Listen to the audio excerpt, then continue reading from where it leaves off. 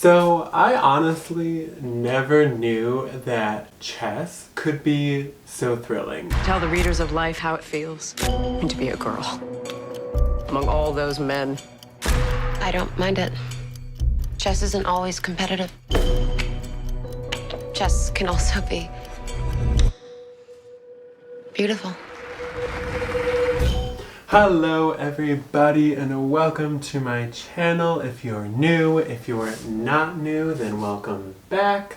And if you're a subscriber, you're the best. Today we are going to be talking about The Queen's Gambit, now available on Netflix.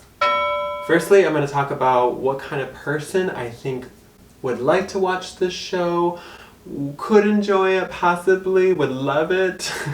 And then I'm going to go into my favorite parts about it, the awesomeness that I found in it, and then the things I didn't like too much either. The first thing that really drew me into the show was the trailer, and that's because the trailer showed that the video was super colorful but also like desaturated at the same time, so I love that combination. And it looked to have the vibes of the show The Crown, which is also available on Netflix and that I enjoyed watching for a bit. So I was like, ooh, maybe it's like drama, more drama filled with this really nice color palette. And on top of that has like this moody feel to it too. So very pleasing to my eye. With that being said, I think somebody who enjoys watching the show The Crown would also enjoy watching The Queen's Gambit. I know what you're thinking. How can this show be thrilling, dramatic, all of these things, and so visually pleasing and be about chess?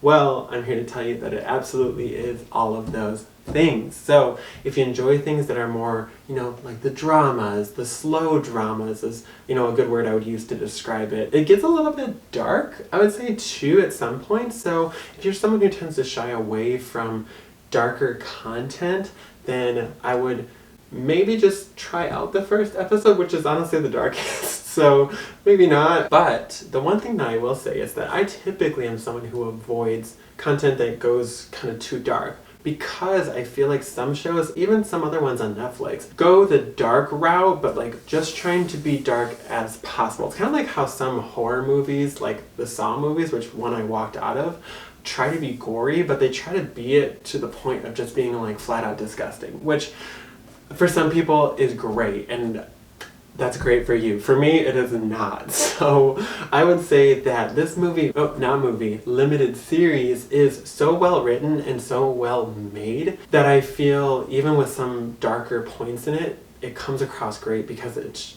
such a great show. I would also say that if you enjoy watching shows with a very strong female lead and strong emphasis on female kind of empowerment, then I would definitely recommend this movie. And also, I know that Anya Taylor-Joy, the main actress in The Queen's Gambit, is appearing in all of these different shows and movies right now. So if you enjoy watching her, then I would obviously definitely recommend watching this as well. Creativity and psychosis often go hand in hand. Okay, so that's kind of the breakdown. I honestly like watching these types of Netflix reviews, even though some of them contain spoilers, because I feel even with the spoilers, it gives me a really good idea of do I want to sit down and watch 8 hours of this amazing show, and can I expect it to be amazing, or is it just gonna flop? Because nothing can really substitute watching something in its entirety when it comes to well-crafted content. With that being said, and with the notice that I will be probably spoiling something a little bit, just a little bit, but I will say that one of the main things I really enjoyed about this movie was that, I keep saying movie, it's limited series, but it's so long, longer than any other movie. It's about 7 or 8 episodes. So one thing that I really enjoyed about this limited series is that it didn't romanticize the idea of someone being really good at something and then being successful at it. It really showed the human side of somebody who, take X Factor, American Idol. It's you have these people that are I've been singing since I was 7 years old, since I was in the womb. But like, there's so much that comes to that shows like American Idol and X Factor don't show, even though it's in their name. So I really enjoyed that this limited series went into the human aspect behind somebody who spends like all their time, like even Olympians, like doing gymnastics. There's a huge human element side to that of someone who dedicates day in and day out, you know, barely eating and sleeping, and just focusing on one thing that they end up being amazing at. Another thing that I really enjoyed in the show was the mom character. I was talking to my boyfriend the whole time we were watching it, and I was like, I am living for this mom character. And I won't be spoiling too much about what actually happens, but the reason why I enjoy her character so much is because the writers, like, this show is very well written, you can tell, and everything is very smooth, everything works. But then this mom character, the reason why I like it so much is because she is just, like, she is given this such exact storyline, and they make it so obvious.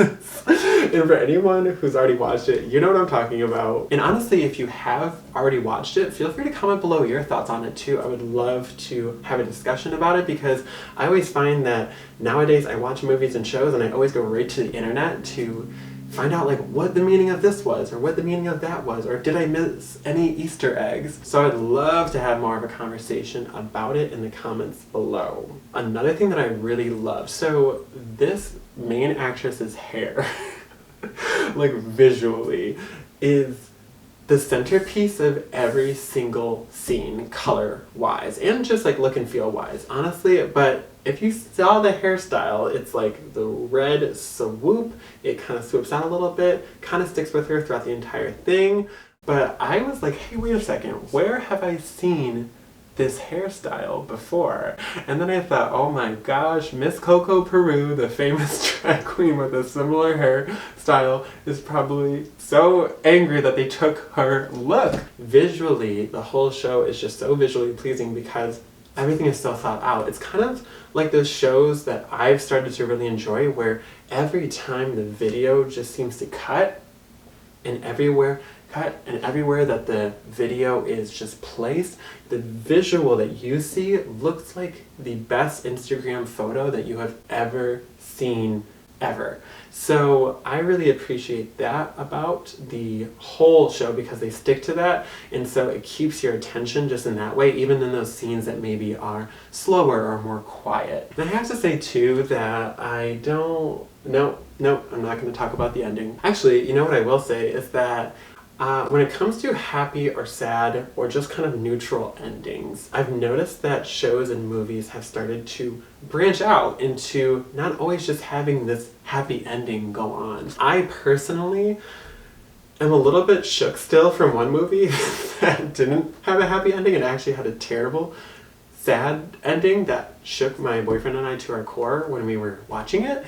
And so my thoughts on a happy, neutral, or sad ending, which I won't say how this one ends, those are my thoughts.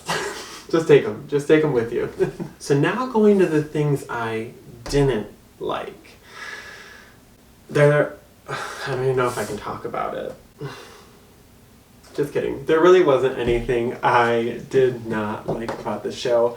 And I'm a pretty critical watcher now. I thought it was well written. Some parts were like, oh my gosh, I'm shook. But other parts were also just like great. I found myself going through a lot of different emotions. That's one thing that I've always appreciated about the movie The Lion King, is that it takes you through every single emotion one could possibly experience. And I know that even as an adult, like, you still feel a little bit of those emotions. You might not be like, oh my gosh, like, you're like Simba's dad. But it takes you through all the emotions. So I really appreciate when things do that. And one thing that I really didn't originally think I would like is a limited series. A show that it only has one season or only has a handful of episodes. But I am living for these limited series coming out, because you know you're going to get so much more storyline versus a show that has like 100 episodes. Granted, some shows, like, each episode is its own storyline, but for the shows that's not the case, I can't stand it when it takes just forever and every episode, like, only like 4 people talk throughout the entire thing, and there's only like 2 scenes, and the storyline just moves so darn slow. So with limited series, and another one that I watched on Netflix that I really liked was, I'm gonna go get it. I'm gonna search it. I got it. Okay, it's Self-Made, which I thought was another great limited series on Netflix. And I just love these limited series. I love that the storyline builds up right away, and it's almost just like a really long extended movie. Because even movies, you don't get a lot of the emotions. Like the whole idea that I talked about of romanticizing this idea of people training and then having success. A movie goes through that so quickly because there's a lot to cover. But with a limited series, I really enjoy that they have much more time, way more time. Like this one's 7 to 8 hours to develop a storyline and talk about the story, which I found out was based on a book and not a true story. So that is my review of The Queen's Gambit for you. I highly recommend you go and watch it if everything I talked about sounded pretty interesting to you. And other than that, I hope you all have a wonderful day. Feel free to subscribe and like this video if you enjoyed my content. And yeah, that's all. Happy watching.